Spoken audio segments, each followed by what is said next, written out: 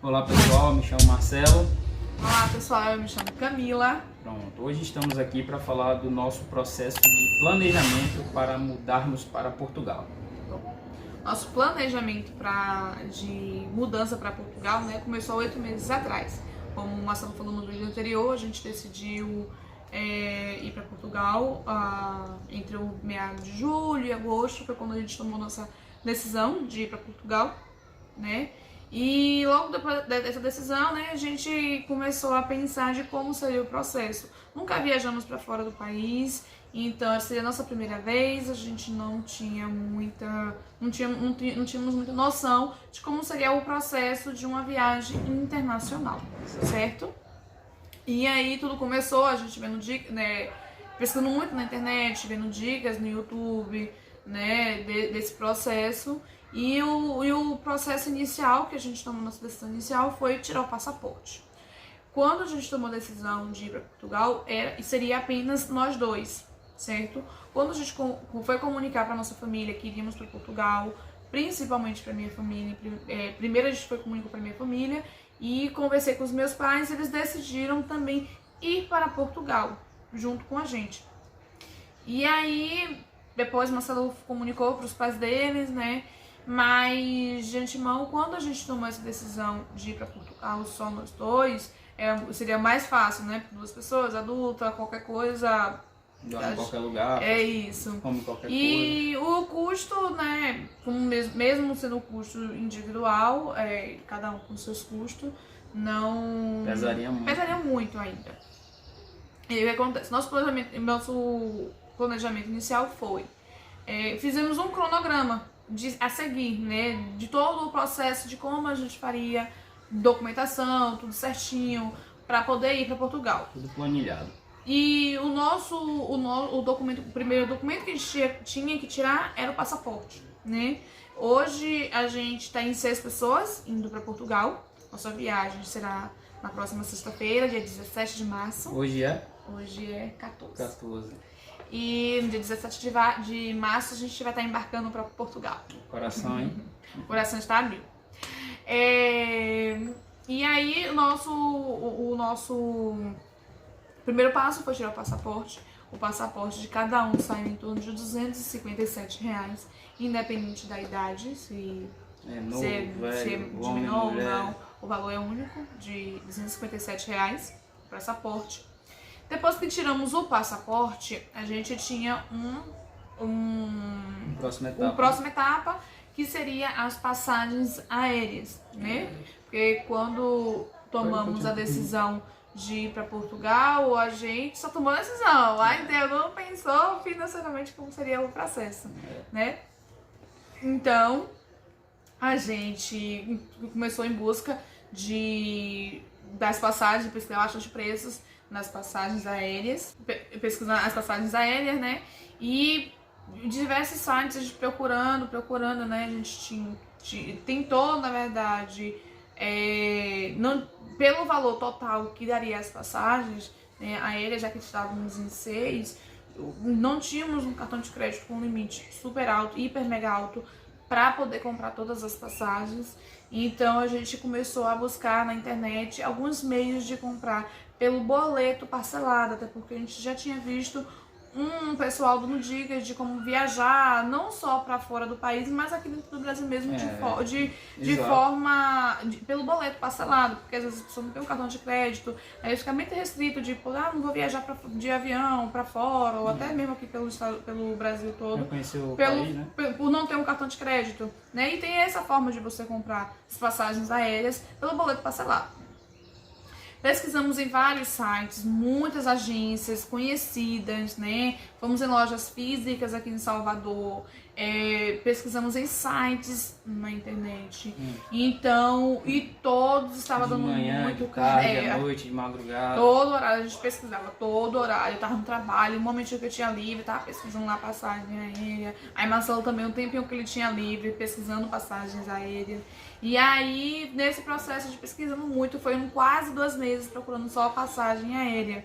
E aquela aflição batendo porque o valor era muito alto e a gente não tinha um limite. Alguns sites que a gente tentou comprar pelo boleto parcelado não deu certo. Não aprovava, Eu não entendi o Não dá pra motivo entender. que eles não aprovavam o boleto parcelado. E aí compramos e achamos uma outra agência, né? Uma outra alternativa, em um site também conhecido também, muito seguro, tá? E aí a gente conseguiu nesse site comprar nossas passagens aéreas de nós 6 pelo boleto parcelado de 6 vezes, certo?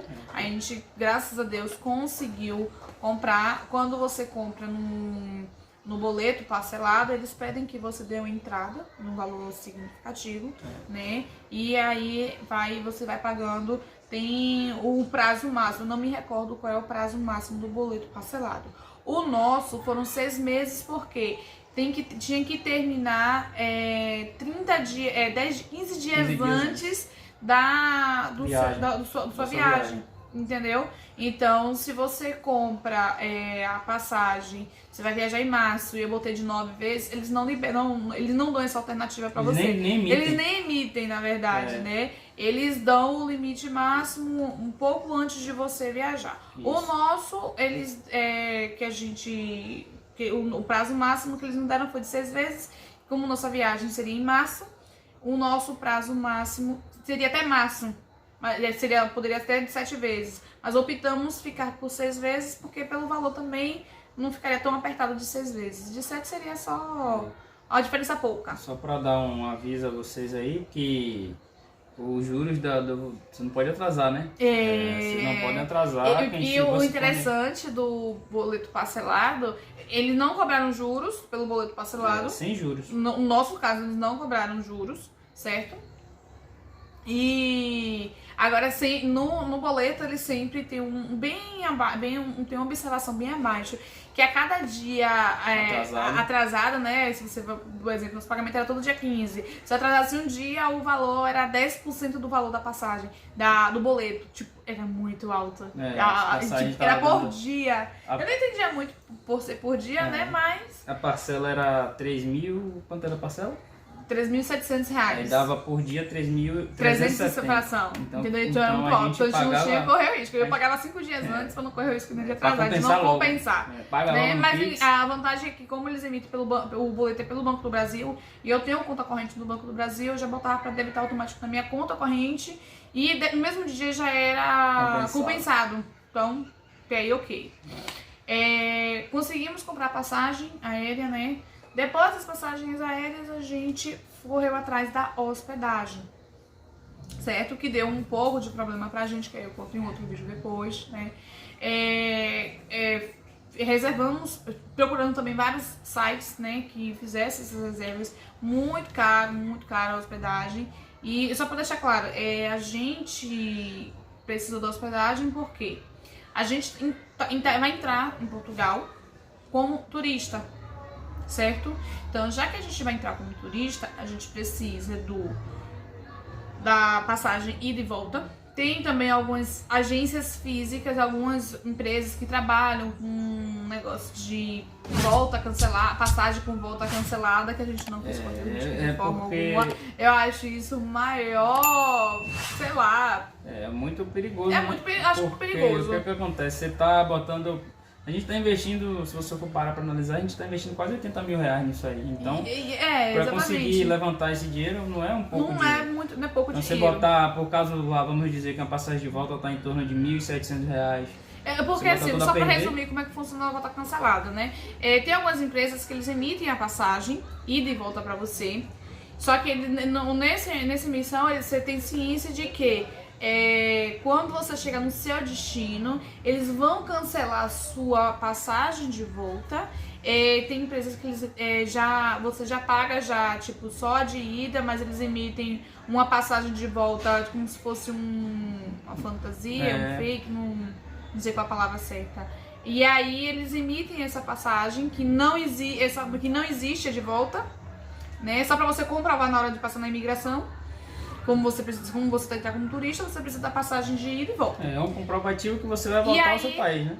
E aí eles emitem essa passagem, geralmente é 60% mais barato, né? Da passagem de você comprar ida e volta diretamente numa agência. Isso.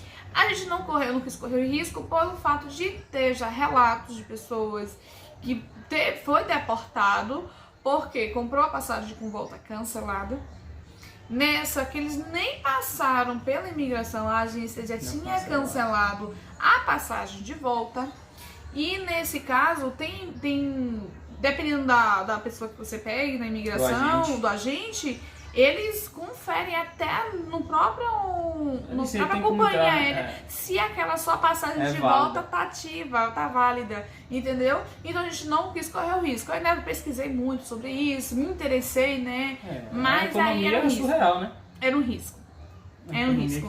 Então, pra gente não valeria a pena, né? De colocar tudo em risco por conta disso. Então optamos comprar a passagem por conta própria, pesquisando ou em agências físicas aqui ou em site. Optamos a comprar no site, como eu falei pra vocês, pelo boleto parcelado, parcelamos de 6 vezes, a parcela ficou bem bacana para cada um.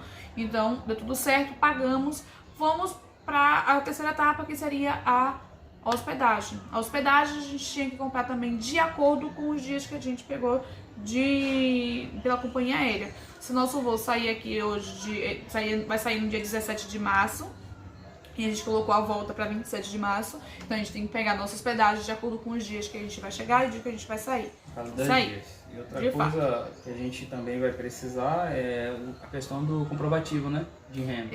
Exatamente. Mas isso aí eu vou explicar. A gente pegou a hospedagem, né? Reservamos uma hospedagem pela Booking, não deu certo? Foi um problema, tá? De problema pela Booking. A reserva que a gente fez quando foi uns 4 meses depois eles cancelaram. O dono da casa que a gente reservou solicitou o cancelamento da nossa reserva porque disse que tinha vendido a casa. Então fiquei um pouco receosa. Na verdade, preocupada e medo, porque quando a gente reservou a hospedagem, e isso foi no mês de setembro, logo quando a gente comprou a passagem, quando você compra as passagens, tanto as passagens quanto a hospedagem antecipada, você paga mais barato, porque você vai pagar em cima da hora, né? Você vai pagar mais caro.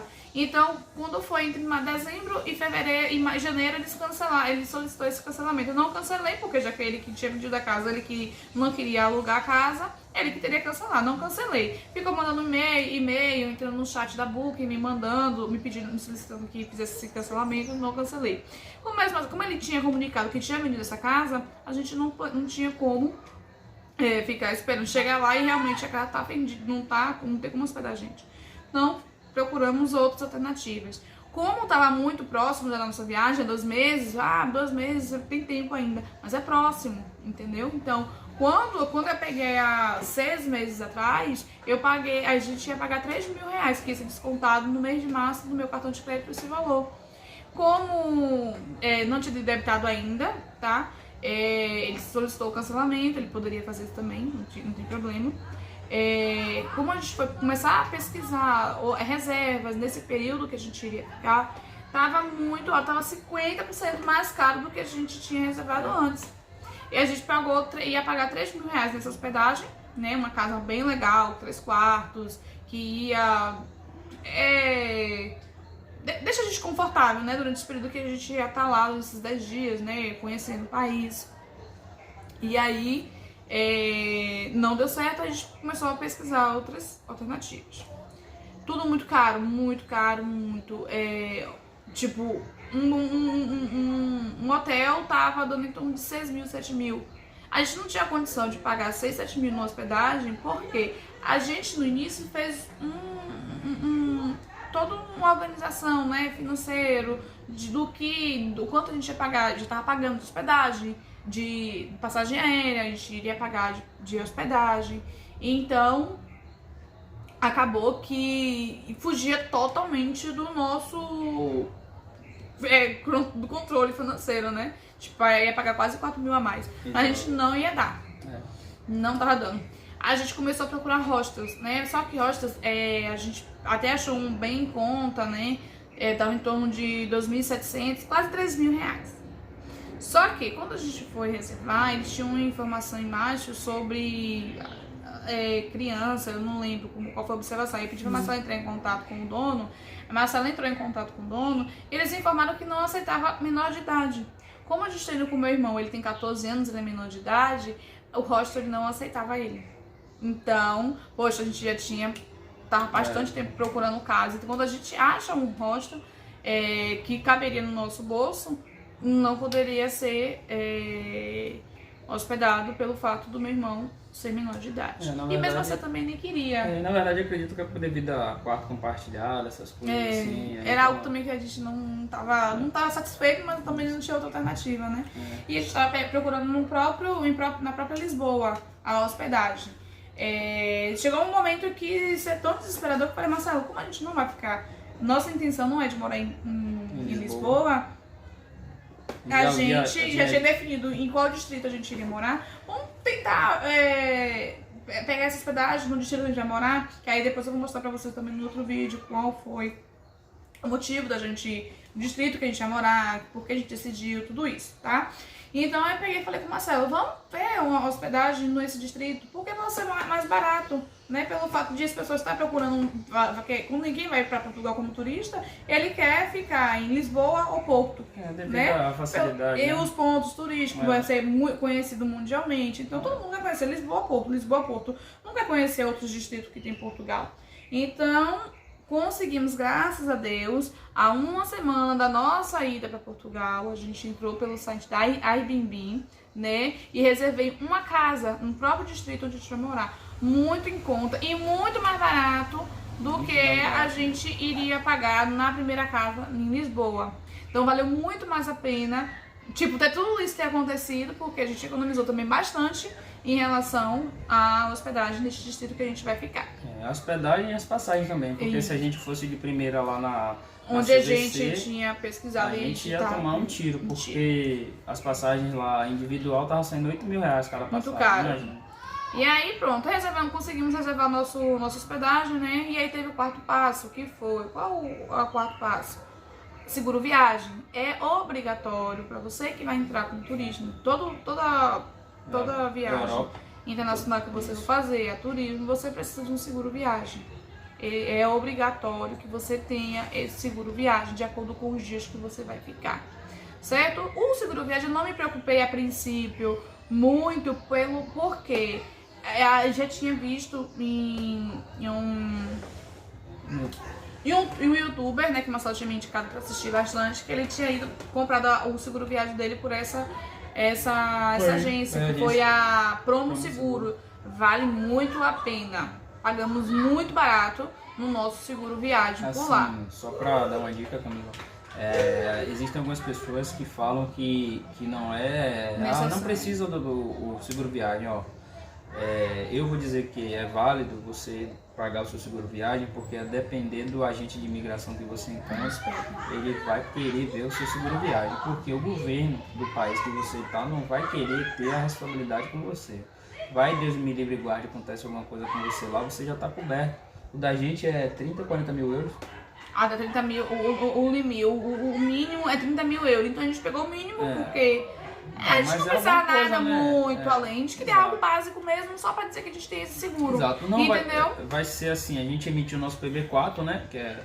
Isso, que aí eu vou estar explicando também pra vocês um outro passo. A gente emitiu, né? Por ser brasileiro a gente tem direito à saúde em Portugal, mas enfim. Em alguns países, né? Cabo Frio, Portugal e tem um outro país também, não me recordo. Enfim, você vai ter direito a atendimento sim, porém, se faz necessário você, por estar na Europa, por fazer conexão em algum outro país que faça parte da União Europeia, você vai ter que comprovar que você tem o seguro viagem para estar naquele determinado período. Então, nosso voo que vai ter conexão, vai lá que a gente lá no nosso destino, o cara peça, cadê seu seguro viagem? Exatamente, então, porque o que acontece? Muita gente que a gente viu e algumas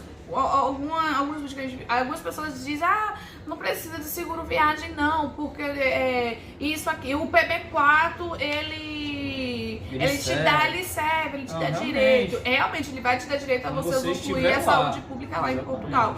Mas o seguro viagem, já que você tem o PB4 é pra quem vai morar em Portugal. Isso. Então a gente não tem que, ou quando a gente vai entrar no PB4, eles dá a opção da gente imprimir o documento, né, e levar, mas se a gente está entrando como turista, por que a gente vai levar o PB4? Entendeu? Você vai usar o PB4 como uma forma de você usufruir da saúde pública de lá de Portugal. Então não faz muito sentido. Nós não vamos levar. Optamos não deixar de comprar o seguro viagem, que é muito importante. Então eu indico e deixo bem claro para vocês. Às vezes, porque a gente vai ter esse custo. Gente, o custo do seguro viagem que a gente pagou é tão mínimo. Se vocês entrarem no site do seguro Promo Seguro, vocês vão ver que vale, tipo, poxa. Para o custo da viagem. Entendeu? Pelo custo que você tá indo, todo investimento que você faz, vale a pena. Exatamente. Entendeu? Então optamos até o seguro viagem. Compramos o seguro viagem, foi bem em conta, né? E o quarto passo seria o PB4. O PB4 aqui nos dá direito a usufruir da saúde pública em Portugal, né? Que é um tratado que tem entre Portugal, Brasil, Cabo Verde e um outro país que eu não me recordo. Portuguesa. Isso. E aí a gente deu entrada no PB4. Muita gente diz, uma semana antes de você viajar, você dá entrada porque sai rapidinho. Realmente, algumas pessoas saem rápido. Quando a gente começou a dar entrada no Marcelo, na verdade, por curiosidade, ele foi dar entrada no PB4 dele. Logo de imediato. Né, em janeiro. E aí teve algumas dificuldades, né? Uns 2 dias tinha dificuldade na hora de anexar os documentos. Na verdade, ele não estava dando a opção de anexar o passaporte. Todos os documentos. Todos os documentos, é verdade. Então aí a gente viu que estava fazendo uma coisa. Na verdade, a gente não conseguiu até então entender o porquê estava dando esse erro. Conseguiu. No dia seguinte, o PB4 do Marcelo estava aprovado. Foi de imediato. No dia seguinte, no dia seguinte, exato. Mas eu dei entrada à noite. À noite, no dia seguinte foi aprovado. Nesse caso, aí eu fui no dia seguinte dar entrada no meu PB4. O meu PB4, ele demorou quase 30 dias para ser aprovado. Demorou muito. E fora que eu tive que... Aí eu fiquei muito preocupada nesse negócio do PB4, né? Eu entrei em contato, porque tem um e-mail lá que você, no próprio site, que você está entrando no PB4 do governo, para você entrar em contato com o suporte. Aí eu mandei um e-mail para eles, né, informando que eu tinha sido há quase 30 dias meu PB4, não tinha sido aprovado ainda. Quando foi 2 dias depois, eles me responderam, dizendo que tava no prazo ainda, que era 30 dias úteis, não sei o que, mamãe. Quando foi 2 horas depois, aí eu recebi o comunicado no meu e-mail que meu PB4 estava aprovado. E isso 30 dias depois, quase 30 dias depois. Então quem vai fazer, isso. O do meu primo, que eu dei entrada, no dia imediato também, a gente deu entrada de noite, no dia seguinte estava aprovado. O da minha mãe, também tive dificuldade, né? Foi aprovado quase 20 dias depois, também não precisei entrar em contato, certo? Já o do meu pai, até hoje, eu dei entrada no dia 16 de fevereiro. Hoje é 14 de março, não foi aprovado ainda, certo? Então, é bom quanto mais antecedência você der entrada nesse documento, melhor. Ele tem validade de 1 ano. Então, dá no prazo. Você tá também, lá, entra no Gov. 6 meses antes, tipo, você vai viajar daqui 6 meses da entrada, não vale a pena. Também, porque ele tem validade de 1 ano só. Então, não vale a pena. Então, tipo, uns 2 meses antes, entendeu? Eu sugiro vocês fazerem isso. Porque, como o Marcelo fez, ele foi aprovado logo. O meu primo foi aprovado logo. O meu não foi aprovado logo. O do meu padrasto não foi. O do meu pai não foi aprovado logo. Até hoje está ainda em análise. Não tem esse processo. Certo? Ele não pode ficar doente. Isso aí. Então, gente, por hoje, foi esse cronograma que a gente seguiu, né, em relação à nossa documentação para poder ir para Portugal de início, que foi o passaporte, as passagens aéreas, reserva de hospedagem, seguro viagem e o nosso PB4, certo? E aí, por hoje é só. Espero que sirva para alguém aí, para vocês aí. Né? Para quem tá vindo, se atentar bastante, pesquisar. Essa foi nosso planejamento, né? É alguma forma de você se administrar, né, nas finanças, tentar seguir um fluxo para que consiga realizar o sonho, né? Na verdade, isso aqui é um sonho. Beleza? Um abraço. Um abraço. Valeu, obrigado.